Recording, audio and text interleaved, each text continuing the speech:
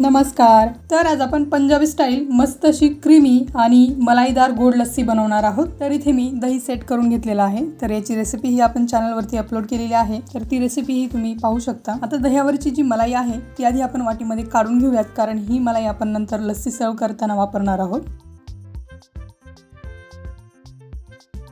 आता लस्सी बनवण्यासाठी एका पातेल्यामध्ये 2 कप भरून दही घेणार आहोत। त्याचबरोबर इथे मी 2 कप दह्यासाठी अर्धा कप दूध घेतलेला आहे, त्याऐवजी तुम्ही पाणी घेऊ शकता। लस्सी छान थंड बनवण्यासाठी यामध्ये आपण बर्फाचे काही तुकडे टाकणार आहोत, त्याचबरोबर 4 मोठे चमचे साखर टाकणार आहोत। आता इथे माझ्याकडे अशा पद्धतीची स्टीलची प्रेसवाली रवी आहे। प्रेसवाली रवी म्हणजे प्रेस केलं की त्याने छान घुसळलं जातं।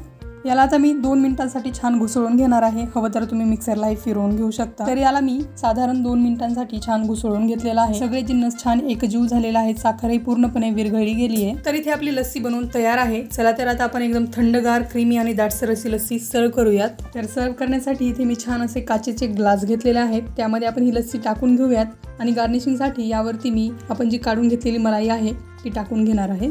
त्याचबरोबर बारीक कट केलेले पिस्ता आणि बदाम टाकणार आहे। हे पूर्णपणे ऑप्शनल आहे। तर तुम्ही अशा पद्धतीने एकदम थंडगार, क्रीमी आणि मलाईदार लस्सी बनवून बघा। रेसिपी आवडली असेल तर नक्की लाईक करा, शेअर करा। तर ही रेसिपी शेवटपर्यंत पाहिलीत त्याबद्दल धन्यवाद।